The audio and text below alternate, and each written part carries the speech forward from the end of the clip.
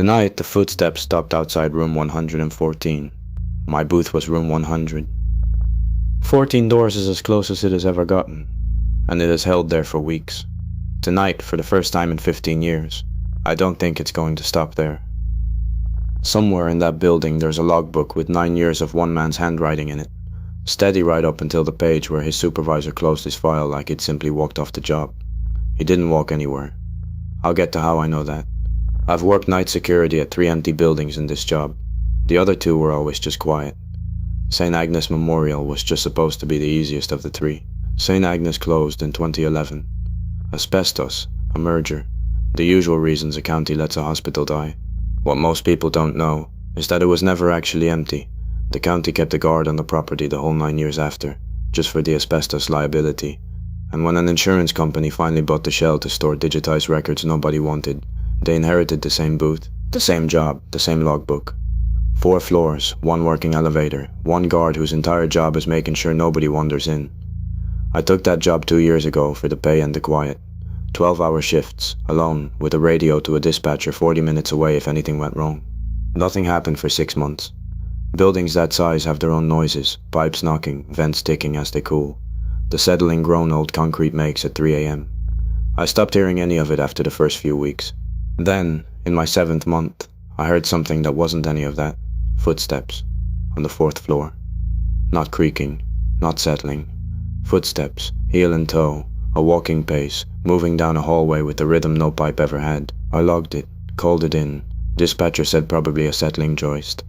I believed her, because believing her was easier. 3 nights later, same time, same sound, same floor. I went back through my log. I'd been obsessive about it since my first week. Every noise, every hour, looking for a pattern. And I found one, except it wasn't the one I expected. The footsteps weren't just repeating. They were pacing the same short stretch of hallway, back and forth, and every 3rd or 4th night, that stretch was 1 door shorter than it had been. Room 420 to room 414 became room 419 to room 414, then room 418 to room 414. 2 months before I'd admit what that meant, it wasn't wandering.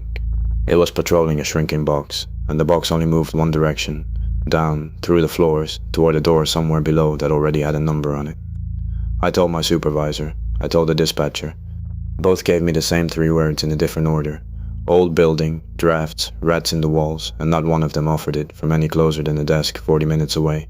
The contract taped to the wall of my booth says a guard walks a full round every 2 hours. In 6 years of owning this building, nobody from that insurance company has come past the lobby mat, let alone up to the 4th floor. For the first year, I was the only person I knew of who'd ever heard it. I told exactly one person the whole truth. Marisol, an ER nurse who works real overnight shifts at the hospital that replaced St. Agnes across town. She doesn't scare easy, and she doesn't lie to make me feel better. That's why I picked her.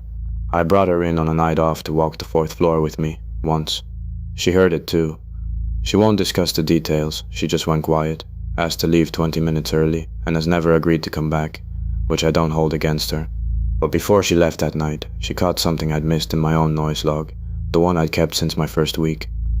I'd been dating every entry by the calendar. She logs by shift rotation, the way hospitals actually run, and when she redid my math against the old 3-shift schedule sent. Agnes ran before it closed. The pattern stopped being every 3 or 4 nights. It landed, almost exactly, on the same point in the rotation every single time. The overnight to day handoff.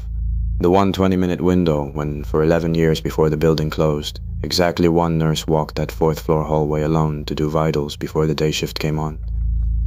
Subscribe if you're still tracking this with me, because there's a name in the logbook of the guard who sat here before me, and you'll want the full picture. There was a guard before me. His name was Everett Coyle, and I only know that because his handwriting fills the first 9 years of the logbook, in a hand so careful it looked typed. I read every page twice. His final entries mentioned nothing. Not once, not obliquely, not even the word noise. 9 years of weather and radio checks, and then, on the very last page in his hand, dated a Tuesday in March, 4 years before I started, 1 line. Heard it on 2 tonight, not calling it in again. Nobody believes the count anyway. Below that, a different hand. A supervisor's, 4 brisk lines closing out 9 years of careful penmanship, with the words terminated, job abandonment, filed and forgotten, because the system built to track hours worked has no box on its form for a man who didn't walk away. Nobody ever found him. Nobody looked very hard. A man walks off a night security job. That's not a missing person, that's a resignation. But he logged too, the second floor, 4 years before I got here. That's the part that took me longest to accept. It doesn't finish on its own, not while there's still someone in that booth. But once nobody's left to log it, it just keeps closing the distance, floor by floor, down toward the ground floor, and then stops short of an empty booth, because there's no one left to finish for. Whatever this is had 4 empty years after Everett to finish what it started with him. Long before I ever sat down in that booth and gave it a reason to start again, from the top. The box has been shrinking on a schedule that has nothing to do with me and everything to do with the door. There's a log before Everett's too. I almost missed it. It was stored separately in a records box the insurance company kept from the hospital's own archive, not the security company's files. A day shift charge nurse's incident log from the hospital's last operating year, 2010 into 2011. 3 entries, spaced months apart, all filed under the same vague heading: unexplained noise complaint, patient wing, unable to substantiate. The wing named in all 3 is the 4th floor. The hospital was still fully staffed and lit when those entries were written. Whatever this is didn't start with an empty building. It started with people in it, and it has had 15 years since to learn to be patient in the dark instead. Before I let myself believe any of that, I did the thing a security guard actually knows how to do. I set a trap. I bought a battery trail camera off my own paycheck, the motion-triggered kind hunters use, and mounted it at the current end of the swept path, angled down the hallway, infrared, no visible light to give it away. I told no one. I checked it once a week for a month. 3 of those weeks it caught nothing but dust drifting in the beam. The 4th week it caught 11 seconds of footage, timestamped 3:14 AM, the far end of the hallway going from empty to occupied, with no one having entered frame from either side, a shape at the correct height for a standing adult, backlit by nothing, for exactly as long as it takes to hold still, and let a lens make sure of you before it steps back out of frame, the same way it arrived, from nowhere into nowhere. I have watched those 11 seconds more times than I am willing to admit, always hoping the 40th viewing will show me an edge, a door, a trick of the infrared. It never does. I deleted every other file on that camera's card. I did not delete that one. Around month 10, I started sleeping badly on my days off, running the arithmetic I didn't want to run, 3 or 4 nights per door, 1 floor at a time.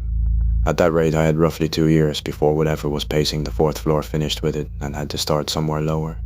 The ground floor has exactly 1 occupied room, mine. I requested a transfer. Denied. St. Agnes is officially a low-incident, low-turnover site, and my own log backed that up. Pattern notes, room numbers, dates, but never once the word footsteps. I had been doing exactly what Everett Coyle did in his first 9 years, writing down everything except the one word that would have made someone listen. I understood, finally, why his handwriting stayed so careful for so long. You keep your hand steady so you don't have to admit what it's writing about. 2 weeks after that trail camera capture, it followed me home for the first time, or I finally noticed that it had. I woke at 3 AM in my own apartment, 20 minutes from St. Agnes, to the exact same footsteps, heel in toe, pacing a hallway that does not exist in a 1-bedroom apartment, from the direction of a closet that backs onto a shared wall with a unit that's been vacant for months. I did not go check. I lay there until it stopped, 31 seconds by my phone's clock, and in the morning I told myself it was a neighbor's TV. I have not been able to tell myself that a second time since, because it has happened 4 times now, always 31 seconds, always the same hour, and my apartment has no 4th floor, no logbook, and no reason at all to be marking anything, so I broke my own rule.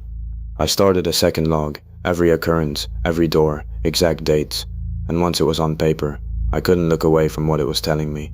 It wasn't slowing down. If anything, in the last year, the interval between doors had been shrinking too. 3 nights, then 2. Last month, 1 night flat, twice in a row. Whatever this is, it isn't patient anymore. I think the patience was only ever a way of making sure nobody was coming to stop it. And now that it knows nobody is, it stopped pacing itself. 2 months ago, I finally walked up there myself. Daylight. A day off. A co-worker along who thought I'd lost it. 4th floor, the exact hallway. Room 420, through what would have been the current door. 15 years of undisturbed dust lay over the floor tile. No footprints, nothing, except 1 clean path swept straight down the center of the hall, exactly 1 person wide. Something had walked it enough times to wear the grime off the tile. My co-worker saw it too. He quit 2 shifts later and won't return my calls. Outside the door at the current end of that swept path, propped against the baseboard like it had been set down deliberately and never picked back up, was a security company ID badge on a cracked lanyard. The photo was some bleached past recognition. The name under it still read clear enough. E. Coyle, Security. My coworker photographed it. Neither of us touched it. When I went back 3 nights later to shoot it properly for the incident report, it was gone, and the swept path had moved 11 feet further down the hall, faster than it had moved in over a year. Whatever slow math I'd built my 2 years out estimate on stopped applying right around then. It didn't creep the rest of the way. It ate the remaining floors. 3 weeks ago it reached the 2nd floor, room 214. I know because I heard it, sitting in my booth on the ground floor. Footsteps overhead, where there should be nothing but old ceiling tile, and the kind of silence a building holds when there's no one left it belongs to. I quit that week too. I want you to know that. I told them I was done, effective immediately. No 2 weeks, no transition shifts, nothing. And I have not set foot inside St. Agnes Memorial after dark since the 19th of last month.